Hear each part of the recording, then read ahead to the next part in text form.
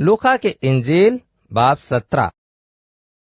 फिर उसने अपने शागिर्दों से कहा, ये नहीं हो सकता कि ठोकरें न लगें, लेकिन उस पर अफसोस है जिसके बायस से लगें। इन छोटों में से एक को ठोकर खिलाने की बनिस्बत उस शख्स के लिए ये मुफीद होता कि चक्की का पाट उसके गले में लटकाया जाता और वो समंदर में फेंका जाता।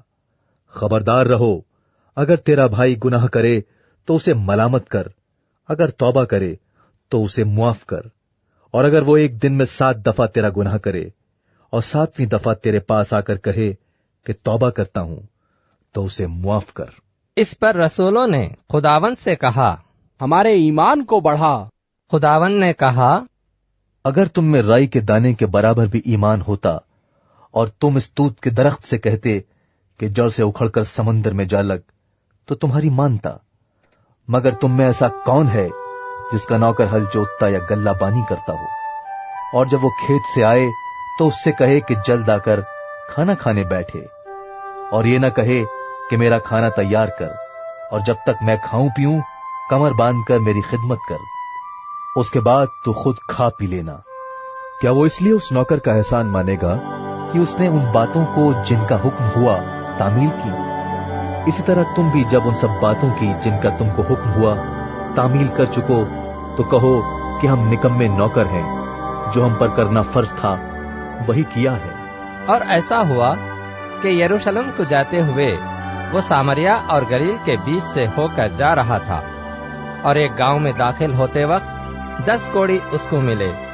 उन्होंने दूर खड़े होकर बुलंद आवाज से कहा, ऐ यीशु, ऐ साहिब, हम पर रहम कर। उसने उन्हें देखकर कहा, जाओ अपने तई काहिनों को दिखाओ। और ऐसा हुआ कि वो जाते जाते पाक साफ हो गए। फिर उनमें से एक ये देखकर कि मैं शिफा पा गया, बुलंद आवाज से खुदा की तमजीद करता हुआ लौटा और मुंह के बल यीशु के पांव में गिरकर उसका शुक्र करने लगा, और वो सामरी था। यीशु ने जवाब में कहा, क्या 10 पाक साफ न हुए? फिर वो 9 कहां हैं? क्या इस परदेसी के सिवा और न निकले जो लौट कर खुदा की तमजीद करते? फिर उससे कहा, उठकर चला जा, तेरे ईमान ने तुझे अच्छा किया है। जब फरीसियों ने उससे पूछा, खुदा की बादशाही कब आएगी? तो उसने जवाब में उनसे कहा, खुदा की बादशाही जाहिरी तौर पर न आएगी, और लोग ये न कहेंगे कि देखो यहां है या वहां है, क्योंकि देखो खुदा की बादशाही तुम्हारे दरमियान है। उसने शागिर्दों से कहा, वो दिन आएंगे कि तुमको इब्ने आदम के दिनों में से एक दिन को देखने की आरजू होगी और न देखोगे, और लोग तुमसे कहेंगे कि देखो वहां है या देखो यहां है, मगर तुम चले ना जाना, ना उनके पीछे हो लेना।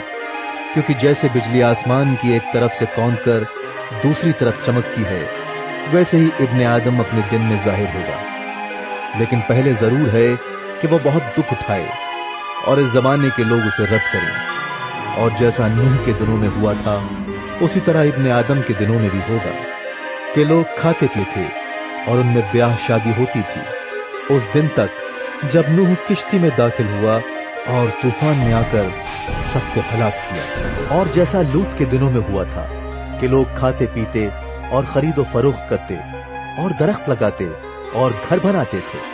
लेकिन जिस दिन लूत सदोम से निकला, आग और गंधक ने आसमान से बरसकर सबको हलाक किया। इब्ने आदम के जाहिर होने के दिन भी ऐसा ही होगा। उस दिन जो कोठे पर हो और उसका असबाब घर में हो, वो उसे लेने को न उतरे, और उसी तरह जो खेत में हो वो पीछे को न लौटे। लूत की बीवी को याद रखो, जो कोई अपनी जान बचाने की कोशिश करे वो उसे खोएगा, और जो कोई उसे खोए वो उसको जिंदा रखेगा।